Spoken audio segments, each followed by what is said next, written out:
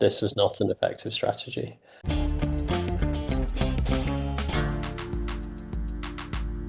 Moo and welcome to the Pinktron.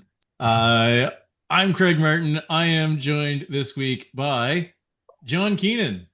John, what are you drinking? Summer has started here, so I'm switching over to the mango orange seltzer water. Okay. It's like my third one today. Oh, nice. We also have Steph Etienne. Steph, what are you drinking? Well, I already stuffed my face with some pie, and I'm having a Fanta lemon after a spicy HSRL Race one. Good stuff. And we have Steve Pritchard. Steve, what are you drinking? I'm just on water after I wouldn't say spicy, but it's silly race one of HSRL. Okay. And I have myself a uh, Wiener Dog Sledding Vienna style lager. Still have a couple left of my winter pack.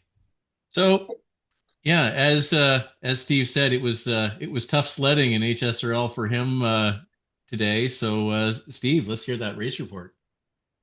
Well, yeah, so we spoke about Yumezi a few weeks ago, didn't we? And that it's a prime shenanigans route with you taking like it's the Temple Com, I think, twice. You do Well, a bit yeah, of a climb twice, don't you? Sort of top half of Temple Com or something like that a couple of times. yeah, And you go do, and you do the bottom of Temple forward. You do the bypass, little kicker, and then back down the first section of Temple reverse. which is all on gravel. And I was, yeah, in a good race with Brian and Bill. I decided on lap two at the start to switch onto a gravel bike. This was not an effective strategy. Um, um, but bike choice, it's really hard to work out. I think if you're going to play it safe, road bike. Yeah, If you are at the pointy end of the race, or if you are in a group of teammates in wherever you're going to end up racing and want to do some shenanigans, gravel bike. I think it is less gravel bike the higher up the categories you go. So I would actually go as far as say for D's, you want to be on the gravel bike if you're looking to win the race because you're doing the Okay. gravel for longer. Yep. No, no, that's Um, yeah, that works. Yeah. uh, I think A's you want to be on a road bike. The kind of the in between bits are challenging, right? Because it's you're almost certainly going to get lapped, and you want to be able to sit in the draft when you're lapped. That is a lot harder if you're on a gravel bike and you are caught by people faster than you anyway, who are on much faster bikes on the road on the tarmac, uh, which is what blew me up completely. Was trying to stay in a group. But yes, I think if I did the race again, I would go on the gravel bike. I'd be really interested, and you would make the three times up the gravel really hard. And you go, right, I'm just doing an Yeah. effort each time. Yeah. And you'd either get people and you'd kind of recover on the other bits, or they'd kind of stay with you, but they wouldn't be able to push on the tarmac, which comes afterwards, and you'd kind of get to the very pokey bit of the race, able to try and get people on that gravel kicker at the end and hold it to the finish. So I'd So love to try that. I might if I find some time somewhere else in the weekend, I might give it a go. so my thought is if you are more you know, the diesel, the steady state, really good steady state rider, um, then the gravel might work. If you're punchy, you can probably punch up that climb and stay, and then you've got the advantage on the sprint for the finish. So, but it's There's so yeah, many, like I say, if you're going to play it safe, it's definitely road bike. unless most people in your race are on Yeah, gravel, in which case you really need to be able to hit that. You need to be able to keep up at a yeah, disadvantage on that climb. So, and and that's the Hey, bit that gets really hard to tell. So if I actually think in a large field of people who are not doing shenanigans makes it more a road bike because you're more likely to be in a Yes. bunch, more likely to be drafting, etc. Unless that large field has 6 people from herd, 6 people from ATP, something like that, who have committed to all go gravel bikes, smash that first climb, TT it to the finish. So yeah, road bike Well, if you're being safe. I'd But love it. Just I think everyone should try gravel and just see what happens. Hugh did. I think Hugh said that yeah. he'd go on gravel. it seems like the Yes. gravels are significantly heavier. Isn't that is it that big of an advantage to Yes. go up on the gravel? Is it? Yeah, definitely. Yeah, There's you good see stuff it. inside the article. So the lap is about 3 seconds slower gravel versus road bike. Yeah, it's even But at the constant watch. the lap doesn't include the lead in, which is all on gravel. So Yeah. if you can, in theory, you need to get 9 seconds ahead. It's not really like that with the draft, is it? But if you can get enough ahead on that first lead in, then you what for what can't be caught. Well, unless the people then on the road bikes start out of the pan blasting because of the first kilometer is on tarmac / bridge thing. So yeah, I think I went with and a lot of I think a lot of indices went with gravel. You panicked and went with gravel at the start. Maybe not the best choice, but yeah, it was semi-spicy in the seas. Well, I also did, for referencing our pre-chat, I did also a 2 hour auto ride earlier today with some max 45 minute effort. So not the best preparation for HS for this race, but I was spat out of the group on the lead-in. But yeah, those people in the front group were doing above 3 watts per kilo average, so I wasn't sticking with them anyway. And then after Spicy, we had after the lead-in, we had a nice group with 5 people, Thomas from ATP and some randos, and then we had the classic one guy who apparently probably missed his start and was doing 4 watts per kilo on the road draggy bit section, so I had to say goodbye to that group. Found 2 ATP riders, Ulat and Sperry, regulars in herd races. So Sperry was dropping on the gravel side, so Ulat and me waited for, and on the gravel section, the final gravel section, I was able to beat them, drop them, and came in again 17th. So yeah. Congrats. Okay race for us. Again, we had some hammerheads representation. We were again with the regular 5 with Simon Porter, Hugh Shepard, and Ernst. So yeah. Okay. So if you haven't upgraded your gravel bike and you've fully upgraded your road bike, it seems like that makes your choice easier. I think it does. Yeah. Yeah. So if you have a fully upgraded the new best road bike Whatever or the SLA. gravel bike or whatever it is, yeah, then that leans more towards the gravel. If that's not upgraded yet for you, and you've upgraded your SL8, it's probably that. Well, I have a fully upgraded SL8 and a Crux, but yeah, I safely went with Steve said with the road bike. Yep. No, and I think it plays either way. If you think you're going to be there at the end to contest a sprint, I think you want to be on the road bike. Yeah. Yeah, and yeah, gravel has the advantage, but I think that first section is not even 700 meters in length of climbing the start of the Temple KOM, but it's essentially actually 500 meters of semi uphill to steep uphill. So, like you said, if you have a good punch, you should be able to, and you're good rider, you should be able to match that power with on a road bike, and you have the advantage on the tarmac. And that second that second kicker is also very short. So it's not like if it's. I would say if it's the full tempo KOM, kind of like Kappa Quest or something like that, then you go gravel for sure. But here it's. Yep. Was anybody hitting the sprint hard thinking it was HSRL? The I opposite haven't of the seen it. usual HSRL? Yeah. I haven't seen it in our group. Some guy was speeding up, but I don't know if it's was for the segment or just to speed up. upping the pace a bit.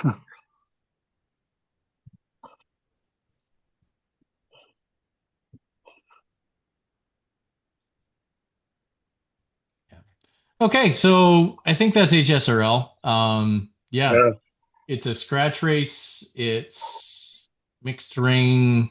Both either bike works, but we don't think that bike swap is a good idea. And that's it. Yeah, no, because you will lose your group and you're not making up that 15 seconds on either terrain. No, it's just not there. Yeah, the 15 seconds. If it was something like Temple KOM again, fully done maybe, but yeah. So anyway, I think that's that. So herd beginner racing is TikTok. So yep, that should be good. The monthly take stock kind of race. So I think everybody who's a repeat offender on herd beginner racing should know TikTok by now. Yeah, stay with the group as long as you can. Stay in the draft, stay in the draft, stay in the draft. Is basically TikTok. Mm-hmm. Yeah, I think that's that. Anything else race-wise we want to talk about? I know there's a bunch doing Ecros chasing right now. Yeah, I think so. Pink for the Giro, I assume? Yeah. Yeah. I think Kai Sander is doing it. Well, I've seen it on Facebook at least. Not Facebook, Strava, Strava. I know that a bunch of people, a couple of herd people did World Tour thingy also, or basically the FRR version of the Giro, essentially. People did that. A couple of herd people did that, but yeah. Is that a longer one, like the 3 weeks, same rest day as the Giro? Yeah, I think it's also 3-ish weeks. Yeah, like a crow. It's a big commitment. And I know, and I think also Sisu does Sisu Pinky, which is also Giro related, but that's shorter, I think. But yeah, shorter in day stages at least. Yeah. Yep. So anyway, that's chasing pink. Yeah. So there's a few herd teams going with the Ecro. I think there's 3 Americas teams. Yeah, I know our fellow Pink Tron member Chris usually does Ecro. I don't know if he's doing this, the chasing pink one, but I think he's doing some of it. Let me just look. I should be able to see this.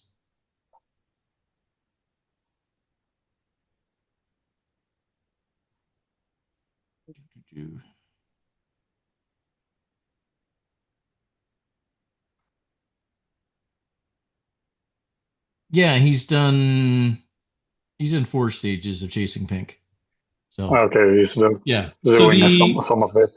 Yeah, so the thing about the Ecro is you don't have to do every stage and you don't have to do every series. It's yeah, so what you do, you Yeah. earn points towards your team and so on and so forth. So Yeah. yeah, Yeah. it's an interesting format.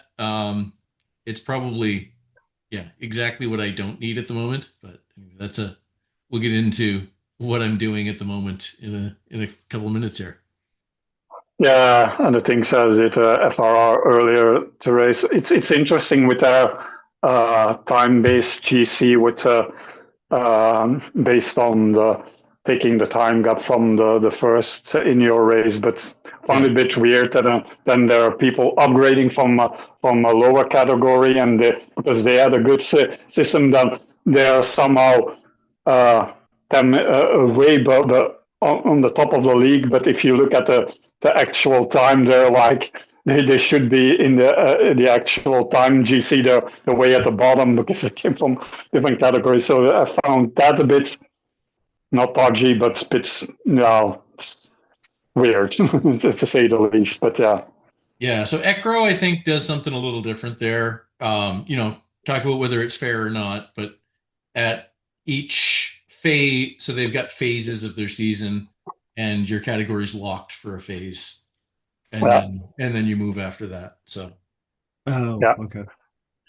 yeah. So I like we did that you can be racing a certain section like the classics or this chasing pink in your own category in fear of upgrading or whatever. yeah, yeah, Yeah, makes sense. Makes sense. yeah. So anyway, that's that.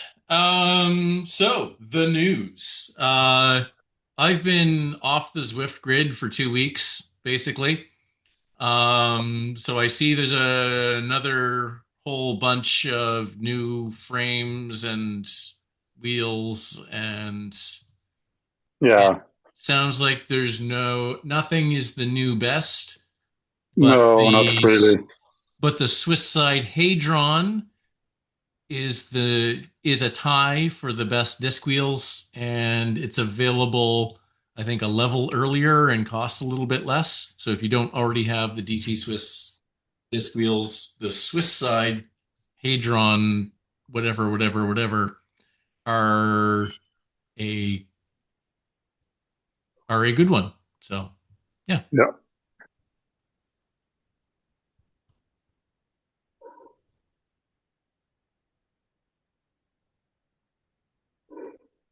Yeah, not much news, but yeah, as expected, we're now end of May and approaching, and we will talk about it in a bit. We're approaching summer, so the the the down months or the quiet months on Zwift are upon us.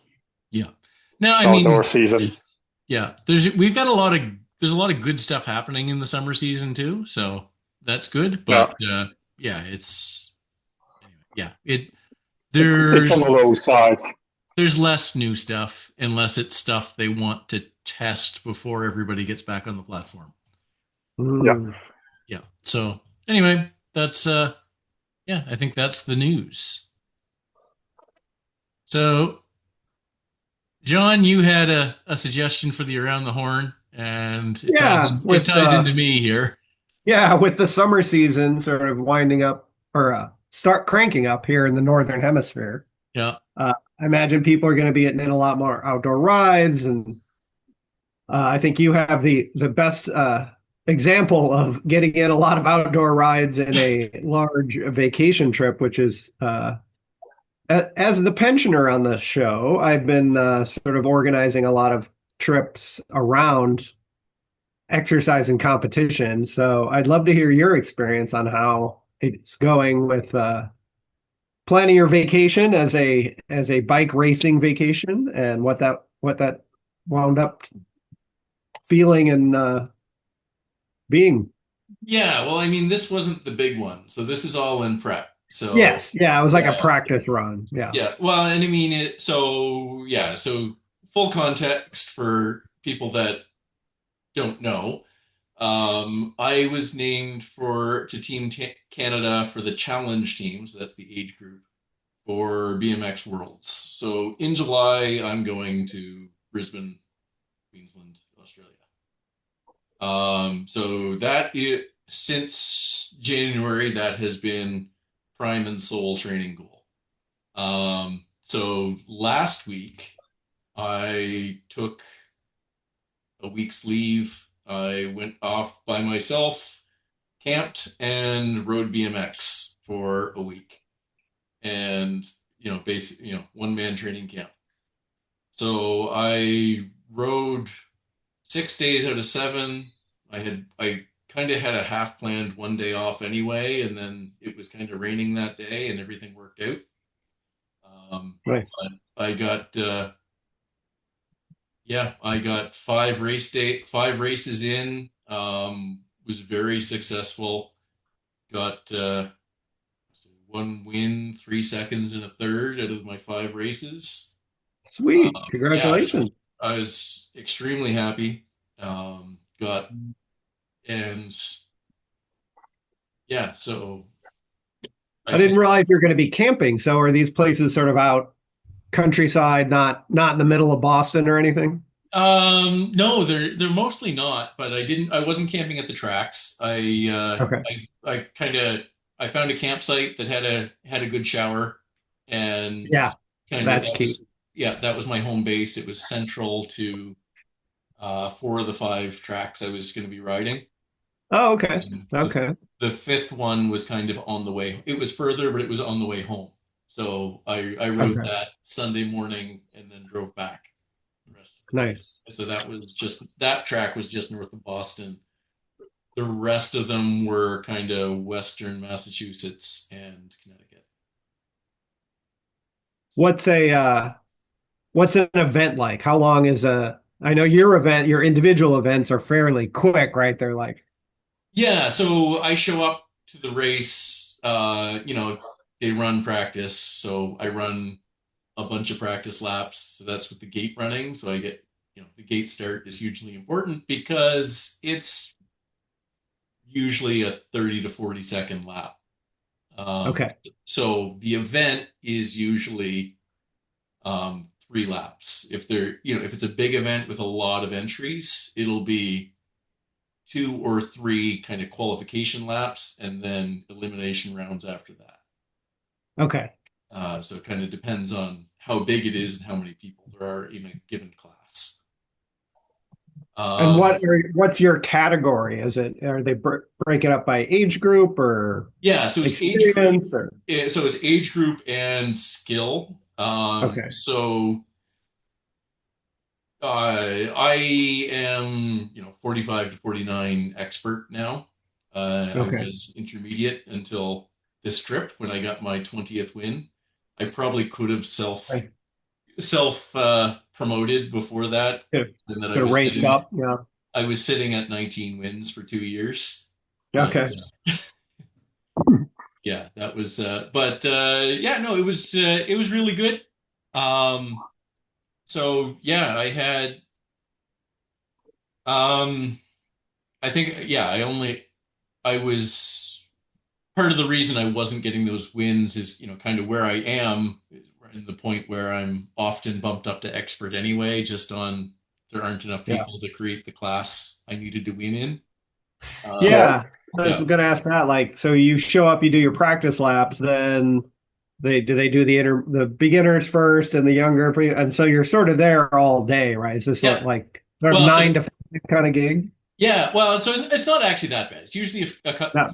for a local, which is usually somewhere between 10 and 35 races, sort of Okay. classes. Uh, Yeah. so there's you're there from anywhere from 2 hours to 4. So they're putting them on No, like it's 5 minute centers or something, and then Yeah, so I just you set up your pits with your chair and your stuff, and yeah. you do your practices, and then they'll run the striders. So 5 and under they do a half The track. Striders. They do a half track on the Striders, so some of them are under 2. It's incredibly cute. Wow, that sounds great. They're no Yeah, pedal. They're the little Strider bikes with no yeah. pedals. And it's actually one of the best things about the sport. So every race, there's an announcer on the mic with the Yeah. speakers calling the Okay. action, and they call it Yeah. every bit as enthusiastically for the Striders as they do for Oh, the that they must for love the that. pro-ams and the 17 to 20 experts that are the really the headliners. Yeah, So yeah. yeah, it's one of the fun things about the sport. There was a video went viral a couple years ago, got on the news, I think across North America, of a couple teenage experts going along with their bikes as if they were Striders, along with one kid, because Okay. there was only one kid sign up for Strider that day. So they scooted along with That the kid for the lap, Yeah. and then to pace him. Yeah. let him sprint to the finish and beat them. Yeah. So That's what a yeah. great sport. I love it. Yeah. Yeah.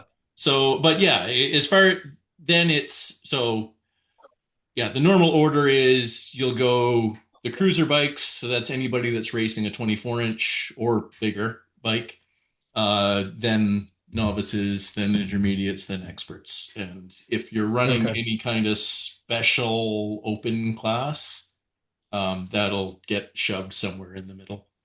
Like the tandems and the fixed gears and the penny farthings. No, so there's none of that. Although there are, they call them side hacks, where they No basically weld on a sidecar to a BMX bike, sidecar. and you have a monkey. The monkey they call it, that doesn't have any pedals and is in there helping pump. He's in Um, pumping. yeah, so that's side hack racing. Yeah, Okay. that's something that so I've never had a chance to do it, but it is something that's often an open class. So Yeah. at one of the races when I was in Connecticut at the Bethel Supercross track, which is this is their 44th season. Oh, wow. They were the first round of a vintage series they do among the different tracks there. And Okay. one of the guy that organizes it loaned me a bike, and I was able to participate, and that was an absolute hoot. So I was on a And, yeah, so I was on a 1997 Redline. yeah, I Um, was gonna say what qualifies as vintage? Anything where the frame was actually made before a yeah, year? so Or? it's 25 years or older. Okay. American threadless bottom bracket, so which was the old style. Knobby tires and a freewheel, not Wait, the they were threadless. They were just pressure fit bottom brackets yeah, on the. or no, not Oh, pressure fit. You screwed them in. So yeah, same as the all the cheap kids bikes with the one piece cranks. It's the same bottom bracket as that. okay, that Yeah, kind of. Yep, yep. yeah, I remember working on those in the day. Yeah. yeah, yeah. So and I can't remember what the other and flat pedals, no clips. No clips. Yeah. Yeah, No, that makes sense. yeah. So and knobby tires, because we all run semi slicks nowadays. Yeah. Yeah. Yeah. And So was that the race where you made it an international yes, competition? yeah. So they were so the guys were all bragging that it's now an international series now that I Yeah, race. So yeah, an international championship. So that's great. yeah, a great bunch of guys.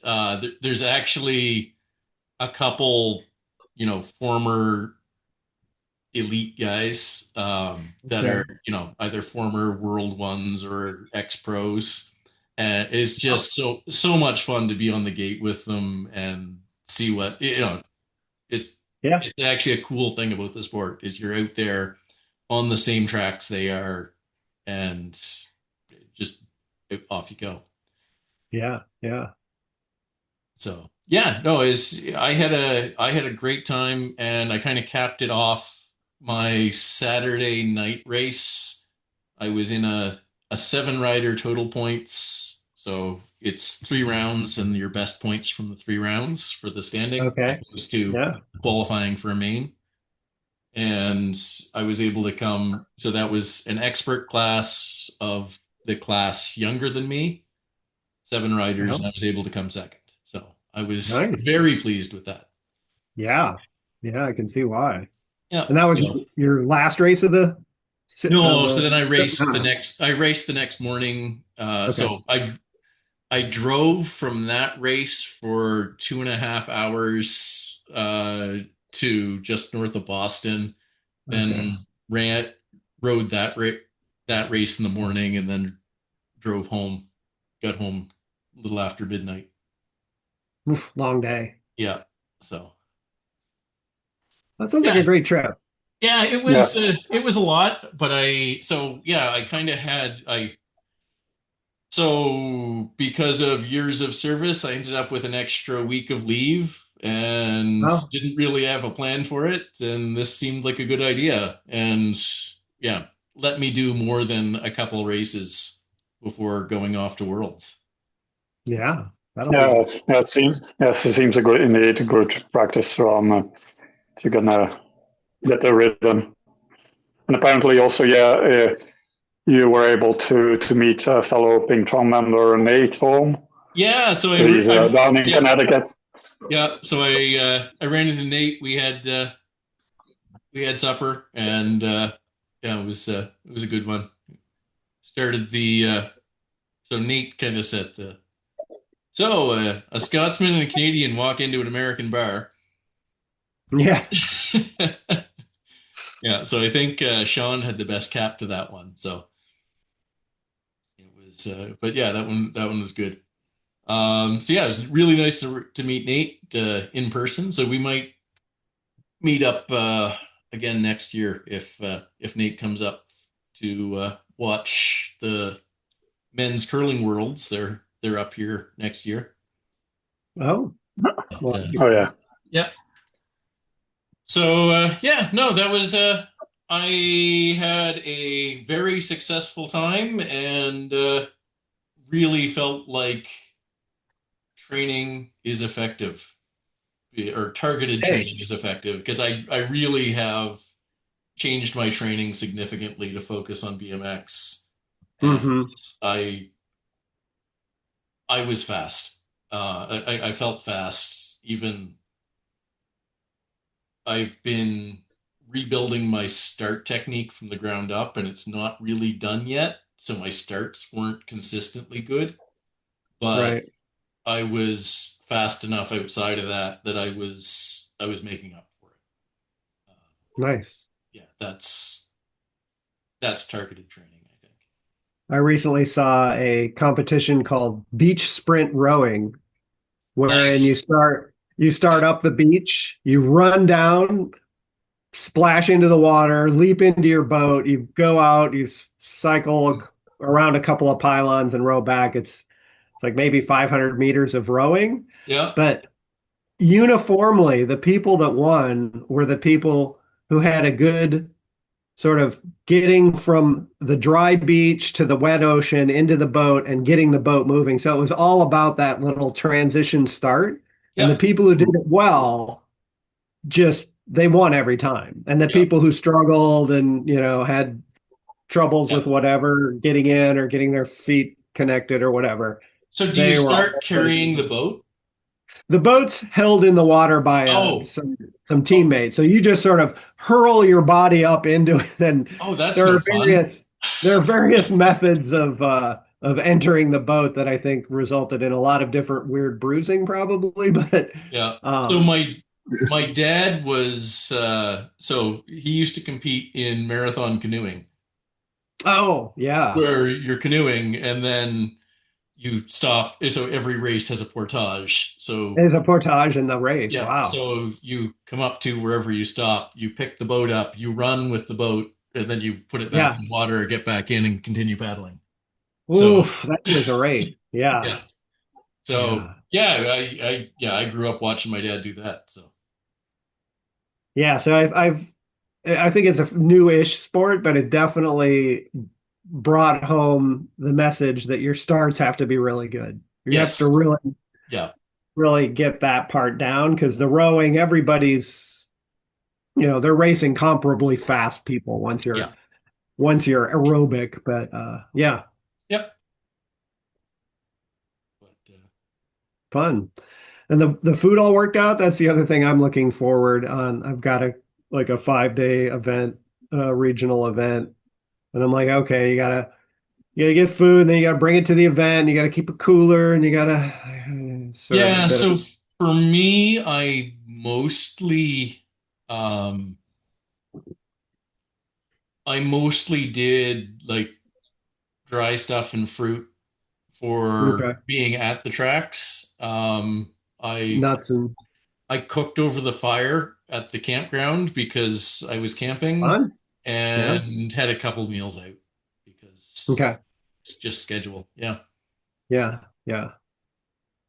Yeah. It's that long day at the competition and Yeah.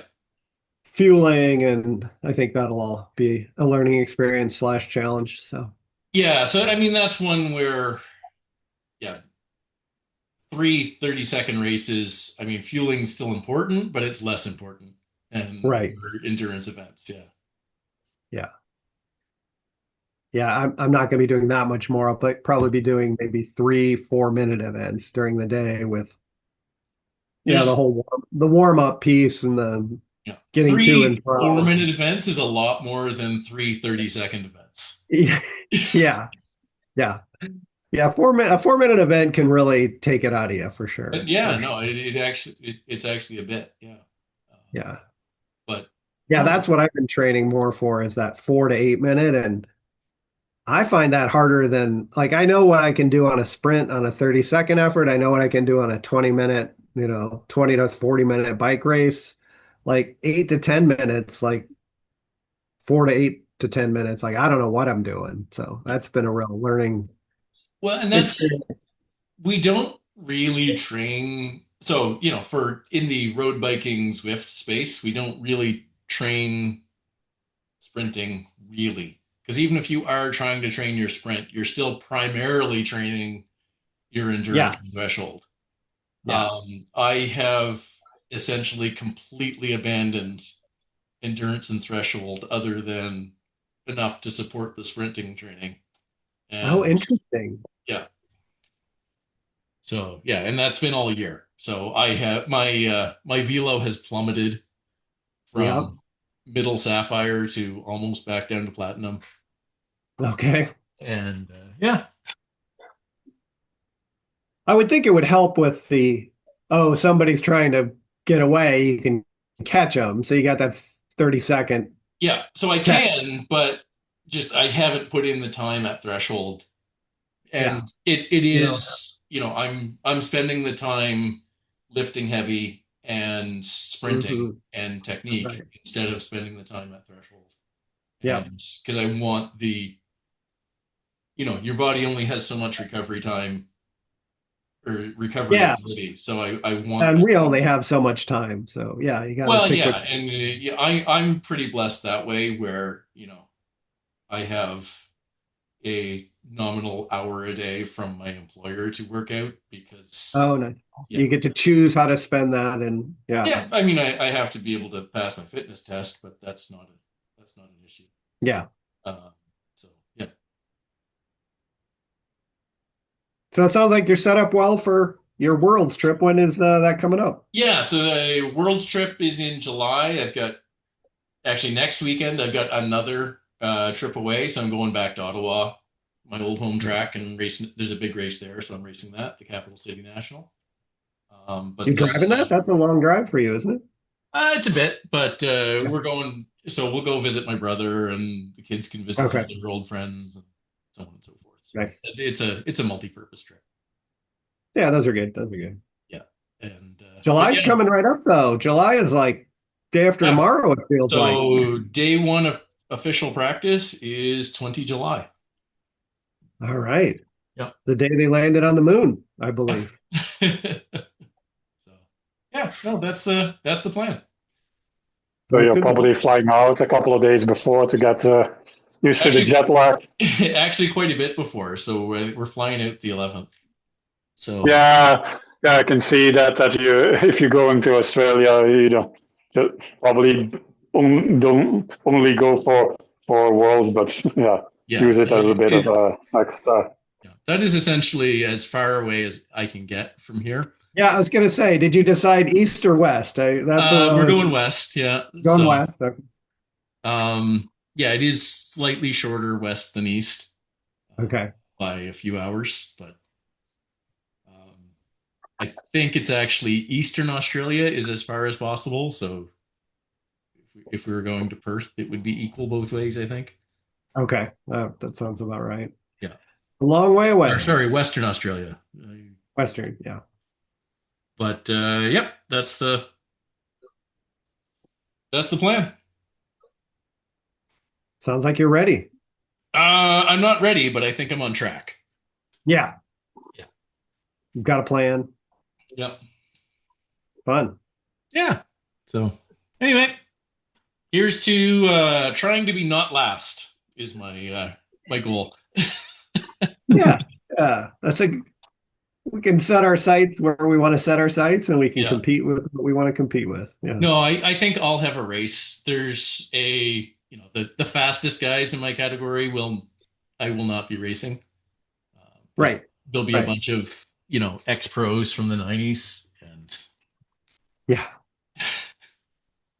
They're not a bunch. Sounds like every single one of my Zwift races. There's people I'm never going to go race with, but there are people I can race with. Yeah. So I mean that's the same in a lot of venues, right? So yeah. You set your expectations to the best of your abilities, and yeah. So I'm actually at Worlds. I'm racing two bikes. I'm racing Cruiser and the 20-inch. So on the Cruiser, I would love to get to the knockout rounds. That's my goal. The 20-inch, so that my class is 45 to 49, right? So I'm not. But the 20-inch, my class is 35 and older. So I think I'm. Oh, that's a big group. that's a big group, and I am likely to get smoked by a lot of people. Well, and the danger there is even if they're older than you, they might be like former national champions. Oh, there's lots who are, yeah. So it's going to be the bigger class. So there might be more knockout rounds. So I might have, it all depends. Yeah. Yeah. Oh. Anyway, so that's that. Best of luck. Enjoy. It'll be a lot of fun. It'll be a lot of fun. Okay, so anything else? I think that is it for today. Okay, well, thank you. Thank you, John Keenan. Thank you, Stef Etienne. And thanks to Steve, who had to leave earlier. And good luck in your races this weekend. Moo, and good night.